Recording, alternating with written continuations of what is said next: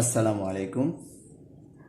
মানবদেহের প্রতিরক্ষা অর্থাৎ ইমিউনিটি এই চ্যাপ্টারের পরবর্তী লেকচার নিয়ে আজ আমরা আলোচনা করব। আমাদের আজকের লেকচারটি হচ্ছে অ্যান্টিবডি রিলেটেড, অর্থাৎ আমরা আজকের লেকচারটিতে মূলত আলোচনা করব অ্যান্টিবডির গঠন এবং বিভিন্ন ধরনের অ্যান্টিবডি সম্পর্কে। মানবদেহের প্রতিরক্ষা অর্থাৎ ইমিউনিটি এই চ্যাপ্টারটির মূল বিষয়বস্তুই হচ্ছে কিন্তু এই অ্যান্টিবডি, অর্থাৎ কিভাবে কোনো ধরনের অ্যান্টিজেন তথা প্যাথোজেনের হাত থেকে আমাদের দেহকে রক্ষা করার জন্য যে আমাদের দেহের অতন্দ্র প্রহরী আকারে যে অ্যান্টিবডি স্টেবল হয়ে থাকে কিংবা নির্দিষ্ট অ্যান্টিজেনের উপস্থিতিতে নির্দিষ্ট ধরনের যে অ্যান্টিবডিগুলো স্টেবল হয়ে থাকে বা উৎপাদন হয়ে থাকে সেই সকল অ্যান্টিবডি সম্পর্কেই আমরা আলোচনা করব। অ্যান্টিবডি সম্পর্কে যদি আমরা বলতে চাই তাহলে আরও অনেক কিছুই বলা যায় বা অনেক কিছুই আসলে ব্যাখ্যামূলকভাবে বলা যায়, কিন্তু সেই ক্ষেত্রে না গিয়ে আমরা প্রথমে অ্যান্টিবডি সাময়িক পরিচয়টি দিয়ে নিই। অ্যান্টিবডি বলতে আমরা কি বুঝি? অ্যান্টিবডি বলতে আমরা এক ধরনের প্রোটিন সাবস্ট্যান্সকে বুঝি, যেটা আমরা স্ক্রিনে দেখতে পাচ্ছি ওয়াই শেপ প্রোটিন। অর্থাৎ আমরা ফার্স্ট লেকচার থেকেই অ্যান্টিবডিকে এভাবে প্রকাশিত করেছিলাম যে অ্যান্টিবডি হচ্ছে এক ধরনের ওয়াই শেপড প্রোটিন, যেটা কিনা মূলত প্লাজমা সেল থেকে উৎপন্ন হয়। অর্থাৎ যা আমাদের রোগাক্রমণ ক্ষমতার যে কোনো ধরনের অ্যান্টিজেন আমাদের দেহে প্রবেশ করলে তার হাত থেকে আমাদের দেহকে রক্ষা করে। মূলত এক কথায় বলতে গেলে আমরা সেটাকেই বুঝি। তাহলে অ্যান্টিবডির ডেফিনেশন আকারে আমরা কি লিখতে পারি? আমরা লিখতে পারবো এক কথায় ওয়াই শেপড প্রোটিন, ওয়াই আকৃতির এক ধরনের প্রোটিন যা কিনা মূলত প্লাজমা সেল থেকে উৎপন্ন হয়, তাই অ্যান্টিবডি। এবং অ্যান্টিবডি কি করে? আমাদের রোগ প্রতিরোধ ক্ষমতাকে বৃদ্ধি করে। অর্থাৎ নির্দিষ্ট অনির্দিষ্ট, আমি আরেকবার রিপিট করছি, স্পেসিফিক নন স্পেসিফিক দুই টাইপসেরই হতে পারে, এবং স্পেসিফিক নন স্পেসিফিক দুই টাইপসেরই প্যাথোজেনের অ্যাগেনস্টে অ্যান্টিবডি স্ট্রংলি প্রোটেক্ট করতে পারে রোগ প্রতিরোধ ক্ষমতা আকারে। আমরা যে অ্যান্টিবডি বলছি সেই অ্যান্টিবডিকে আরও কিছু নামে পরিচয় করা হয়, যার মধ্যে অন্যতম হচ্ছে আইজি। আইজি বলতে ইমিউনোগ্লোবিউলিন বুঝি, অর্থাৎ মূলত ইমিউনোগ্লোবিউলিনকে আইজি দ্বারা সংক্ষেপে প্রকাশ করা হয়, ক্যাপিটাল আই স্মল জি, যার পূর্ণ ইলাবোরেশনটি হচ্ছে আইজি এর পূর্ণ ইলাবোরেশনটি হচ্ছে মূলত এখানে ইমিউনোগ্লোবিউলিন। আমি লিখে দিচ্ছি এখানে ইমিউনোগ্লোবিউলিন, যাকে আইজি দ্বারা প্রকাশ করা হয়। আমরা কিছুক্ষণ পর যখন অ্যান্টিবডির প্রকারভেদ পড়ব তখন দেখতে পাবো বিভিন্ন ধরনের অ্যান্টিবডিকে আমরা আইজিজি, আইজিএম, আইজিএ, আইজিই এবং আইজিডি এভাবে 5 ধরনের অ্যান্টিবডির প্রকারভেদকে আমরা সেপারেটলি বা আলাদা আলাদাভাবে প্রকাশ করার চেষ্টা করব। অ্যান্টিবডি বলতে সাধারণত আমাদের শ্বেত রক্তকণিকা বা শ্বেত রক্তকণিকার বিভিন্ন ধরনের যে উপাদানগুলো আছে তাদেরকে বোঝায়, যারা আমাদের মূলত অ্যান্টিবডিটিকে স্ট্রংলি প্রধানত কাজ করে থাকে। শ্বেত রক্তকণিকা অন্যতম প্রধান কণিকা হচ্ছে লিম্ফোসাইট, এবং লিম্ফোসাইট সাধারণত দু ধরনের হয়ে থাকে, যা কিনা T cell and B cell, এই দুটো অংশে। যার মধ্যে বি লিম্ফোসাইটের কতগুলো উপ শাখায় ভাগ করে নিলে তার একটি হচ্ছে প্লাজমা বি সেল, এবং এই প্লাজমা বি সেলটি মূলত প্লাজমা সেল নামে পরিচিত, যা থেকে মূলত অ্যান্টিবডি উৎপন্ন হয়ে থাকে। একজন পূর্ণবয়স্ক বা প্রাপ্তবয়স্ক মানুষের শরীরে প্রায় 100 মিলিয়ন অর্থাৎ 10 কোটি ধরনের অ্যান্টিবডি উৎপন্ন হতে পারে। তার লাইফ টাইমের মধ্যে এই পরিমাণ অ্যান্টিবডি সাধারণত প্রোডাকশন হয়ে থাকতে পারে। এবার চলে আসি অ্যান্টিবডির গঠন নিয়ে। অ্যান্টিবডির গঠনের ক্ষেত্রে আমরা বারে বারে বলছি অ্যান্টিবডি হচ্ছে এক ধরনের ওয়াই শেপড প্রোটিন দ্বারা গঠিত। আমরা যদি সার্কুলারলি বলি, সাধারণত আমাদের ব্লাড সার্কুলেশনের মধ্যে কোনো একটা নির্দিষ্ট অবয়ব, নির্দিষ্ট একটি স্পেসিফিক অ্যান্টিজেন কিংবা প্যাথোজেনকে কেন্দ্র করে বিভিন্ন অ্যান্টিবডিগুলো এভাবে স্পষ্টভাবে ভাসমানভাবে আসতে চায়। এছাড়াও প্যাথোজেন অ্যান্টিজেনের উপস্থিতিতে অ্যান্টিবডিগুলো বিভিন্ন আকার ধারণ করতে পারে, বিভিন্ন ধরনের অবস্থান ধারণ করতে পারে। এই আকার অবস্থানের উপর ভিত্তি করে আমরা আরেকটি লেকচার নিয়ে আলোচনা করব, অর্থাৎ অ্যান্টিবডির কার্যপদ্ধতি, কিভাবে অ্যান্টিবডিগুলো কার্যক্রম হয়ে থাকে। আজকের লেকচার মূলত আমরা আলোচনা করব অ্যান্টিবডি এবং types of antibody, different types of antibody তা নিয়ে। অ্যান্টিবডির গঠন নিয়ে আমরা যদি প্রথমেই বলতে চাই, অ্যান্টিবডির ক্ষেত্রে প্রথমে ওয়াই শেপড একটি স্ট্রাকচার দেখতে পাচ্ছি। এই ওয়াই শেপটের মধ্যে এখানে একটি হালকা স্ট্র্যান্ড এবং এখানে একটা ভারী স্ট্র্যান্ড দেখতে পাচ্ছি। হালকা এবং ভারী স্ট্র্যান্ড এরকম দুটো অংশে ভাগ করে নেই, যাকে আমরা বলতে পারি ভারী ও হালকা শৃঙ্খল। মূলত অ্যান্টিবডি যেহেতু প্রোটিন দ্বারা গঠিত, প্রোটিনের একক আকারে আমরা বলতে পারি পেপটাইড বন্ড, আর যেহেতু অসংখ্য পেপটাইড এখানে সংযুক্ত থাকবে তাই আমরা এটাকে বলতে পারি পলিপেপটাইড শৃঙ্খল। এরকম এক জোড়া পলিপেপটাইড শৃঙ্খল বলতে আমরা বলতে পারি লম্বা ও ভারী শৃঙ্খল, এবং অন্য জোড়া হচ্ছে হালকা শৃঙ্খল। দুটো অংশে ভাগ করে নেই, একটি হচ্ছে হালকা আর একটি হচ্ছে ভারী। আমি প্রথমে দেখিয়েছিলাম এই পোর্শনটা হচ্ছে হালকা এবং নিচের দিকের এই পোর্শনটা হচ্ছে ভারী শৃঙ্খল, এই পোর্শনটা।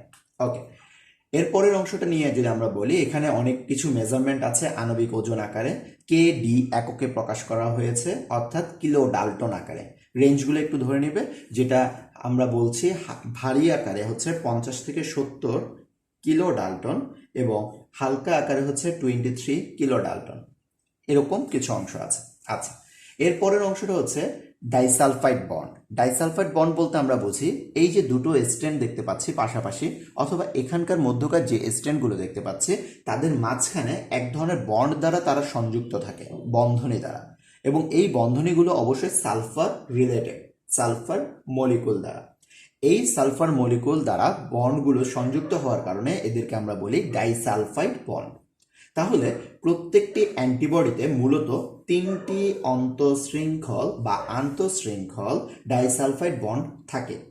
এই ডাইসালফাইড বন্ডের 3টির মধ্যে একটি থাকে 2টি ভারী শৃঙ্খলের মাঝে এবং বাকি দুটি থাকে দুপাশে দুটি হালকা ও ভারী শৃঙ্খলের মাঝে। আমি একটু রিলেট করে দিচ্ছি। প্রথম যে একটি থাকে, 3টি ডাইসালফাইড শৃঙ্খল থাকে বা বন্ধনী থাকে, যার মধ্যে আমরা বললাম এই বড়টিকে আমরা বলি ভারী শৃঙ্খল আর হালকা বা ছোটটিকে বলি হচ্ছে হালকা শৃঙ্খল।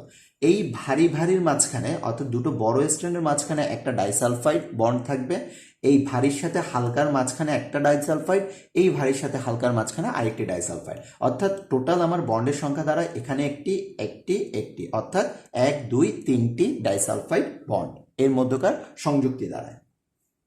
এভাবে টোটালি আমার এই ওয়াই আকৃতির অ্যান্টিবডি গঠন করে, যার কিনা প্রত্যেকটি পলিপ্যাপটাইড শৃঙ্খল আবার অন্তঃস্থভাবে অন্তঃশৃঙ্খল ডাইসালফাইড বন্ড দ্বারা যুক্ত, যেটা আমরা বললাম। এছাড়াও স্থায়ী ও পরিবর্তনশীল কিছু অংশ আছে। স্থায়ী পরিবর্তনশীল অংশ বলতে আমরা বোঝাচ্ছি প্রত্যেকটি অ্যান্টিবডিতে দুটি অঞ্চল বিশিষ্ট গঠনে নির্মিত, একটি হচ্ছে স্থায়ী এবং আরেকটি হচ্ছে পরিবর্তনশীল অংশ। স্থায়ী অংশ এবং পরিবর্তনশীল অংশ বলতে আমরা কি বোঝাচ্ছি? স্থায়ী অংশ বলতে আমরা বোঝাচ্ছি এই ভারী শৃঙ্খলে যে স্ট্র্যান্ডটি আছে, ভারী শৃঙ্খল মানে লম্বা যে শৃঙ্খলটি আছে, এটিকে আমরা বলি হচ্ছে স্থায়ী শৃঙ্খল। অর্থাৎ এই ভারীর সাথে আমাদের স্থায়ী বলতে আমরা এখানে বোঝাচ্ছি পুরোপুরি ভারীর সাথে এই একসাথে কোভ্যালেন্টলি সংযুক্ত যে শৃঙ্খলটি আছে সেটাকে আমরা বলছি যে এখানে স্থায়ী শৃঙ্খল। আর হালকা শৃঙ্খল বলতে আমরা তাহলে কাদেরকে বোঝাবো? এখানে অস্থায়ী শৃঙ্খল বলতে বা পরিবর্তনশীল শৃঙ্খল বলতে অবশিষ্ট অংশটিকে আমরা বোঝাচ্ছি। আচ্ছা, এখানের মধ্যে আরো কিছু নাম করা যে অ্যান্টিজেনগুলো আছে তার উপস্থিতিতে আমরা এখানে ভাগ করে নিতে পারি। তার মধ্যে এই অ্যান্টিজেন এবং অ্যান্টিবডিগুলো অনেকটা তালাচাবির ন্যায় আকর্ষণ করে বা তালাচাবির ন্যায় বাইন্ডিং করে থাকে। তালাচাবি বলতে আমরা বোঝাচ্ছি সাধারণত একটি নির্দিষ্ট অ্যান্টিজেনের সাথে একটি নির্দিষ্ট অ্যান্টিবডির সাথে একটি নির্দিষ্ট অ্যান্টিজেন অনেকটা স্পেসিফিক আকারে বাইন্ড করে থাকে। অনেকটা স্পেসিফিক তালার জন্য যেমন একটা নির্দিষ্ট চাবি যেমন নির্দিষ্ট থাকে, একইভাবে এই অ্যান্টিবডির জন্য বা অ্যান্টিজেনের জন্য অ্যান্টিবডিটি নির্দিষ্ট থাকে।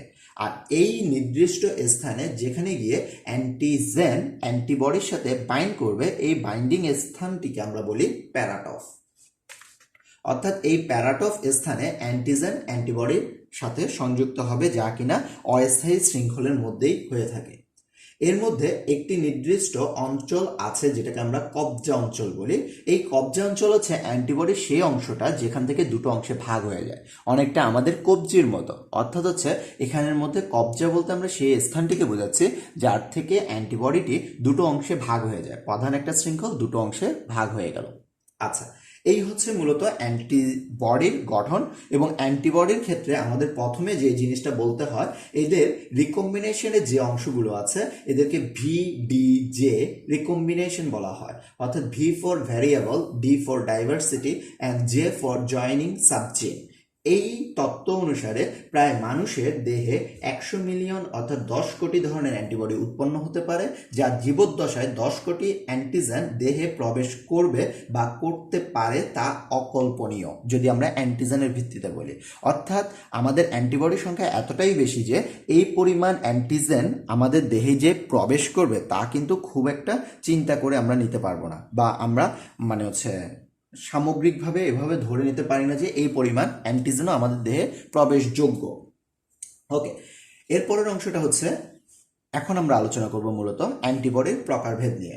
অ্যান্টিবডির প্রকারভেদ নিয়ে আলোচনা করার সময় আমরা প্রথমে যেটা বলেছি, অ্যান্টিবডিকে আমরা 5 ভাগে ভাগ করে নেই। সেই 5 প্রকারের অ্যান্টিবডির মধ্যে আমরা সহজভাবে মনে রাখবো অ্যান্টিবডি, অর্থাৎ আইজি দ্বারা যেটা প্রকাশ করা হচ্ছে ইমিউনোগ্লোবিউলিনকে, আইজি, এটিকে মনে রাখার জন্য ইমিউনোগ্লোবিউলিন এর যে 5টি টাইপ আছে আমরা মনে রাখবো জিম্যাড।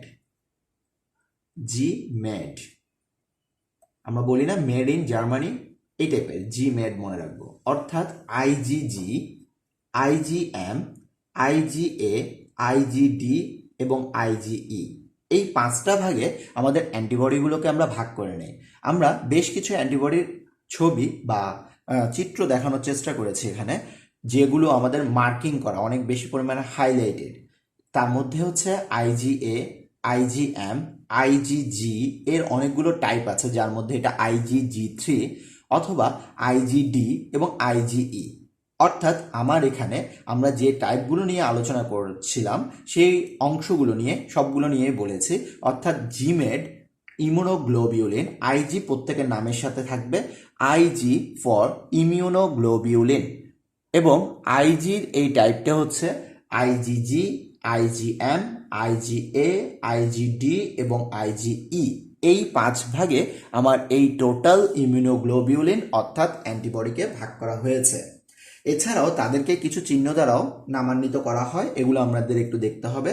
যা চিহ্নগুলো হচ্ছে যথাক্রমে আমি একটু লিখে দিচ্ছি: gamma, F alpha, mu, epsilon এবং ডেল্টা। এই চিহ্নটি, এই 5টি চিহ্ন দ্বারা 5টি ইমিউনোগ্লোবিউলিনকেও ইন্ডিকেট করানো হয়।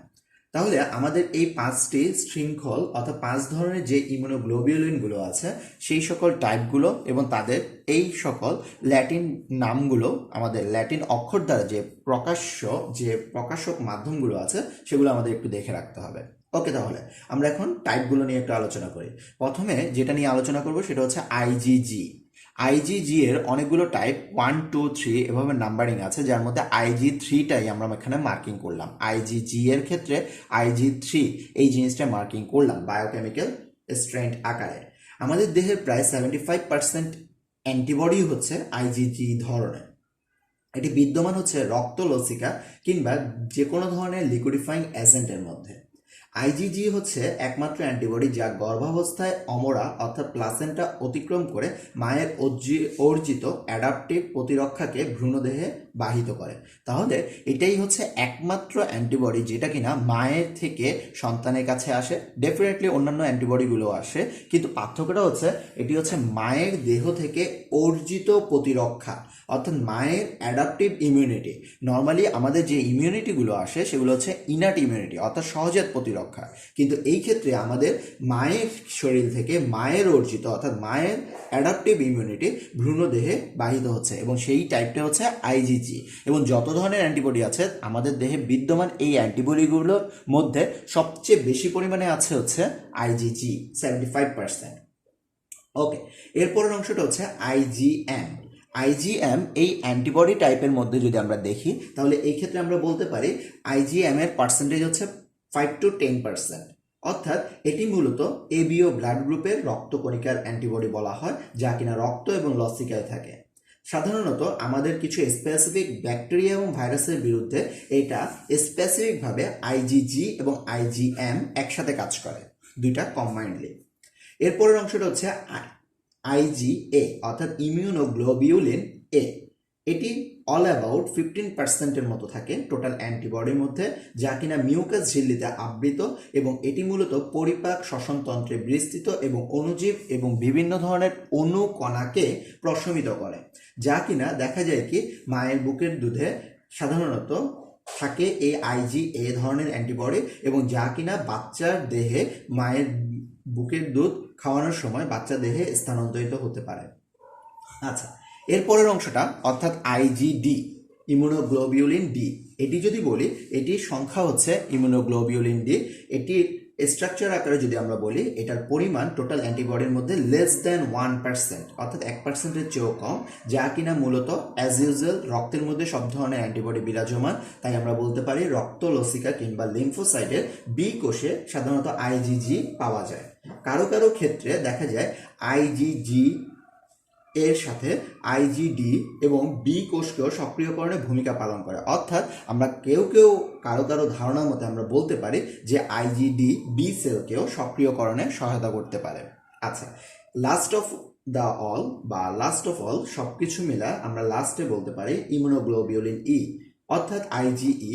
এটি হচ্ছে রক্তে মোট অ্যান্টিবডির 0.1%ই হচ্ছে আইজিই, এবং এটা খুব রেয়ার এক ধরনের অ্যান্টিবডি, যা কিনা বি সেল, মাস্ট কোষ এবং ব্যাসফিল কোষে সাধারণত পাওয়া যায়। এটি কি করে? এটি সাধারণত আমাদের অ্যালার্জিক অ্যান্টিবডি গঠনে বেশ ভূমিকা পালন করে, অথবা অ্যালার্জিক অ্যান্টিবডি যেটা কিনা সাধারণত সন্ধিবাতের ক্ষেত্রে এই ধরনের অ্যান্টিবডি বেশ নেতিবাচক প্রমাণিত হয়েছে এই সকল ক্ষেত্র থেকে। তাহলে এখন আমরা যে সকল অ্যান্টিবডিগুলো নিয়ে আলোচনা করলাম, এখানে আমরা বিশেষত 5 ধরনের অ্যান্টিবডি নিয়ে আলোচনা করেছি, এবং অ্যান্টিবডিগুলো হচ্ছে আইজিজি, আইজিএম, আইজিএ, আইজিডি এবং আইজিই, এবং সামগ্রিক অ্যান্টিবডি কম্বাইন্ডিং একটি যে স্তর আছে তার মধ্য দিয়ে আমরা এটা আলোচনা করেছি। ওকে, আর প্রত্যেকটি অ্যান্টিবডির গঠন এবং প্রত্যেকটি অ্যান্টিবডি ক্লিয়ার করার জন্য, বর্ণনা সংযুক্তি সহকারে ক্লিয়ার করার জন্য আমরা প্রত্যেকটি অ্যান্টিবডির চেষ্টা করেছি স্পেসিফিক কিছু চিত্রের মাধ্যমে প্রকাশ করার জন্য। আশা করি সবাই বুঝতে পেরেছ। ধন্যবাদ সবাইকে।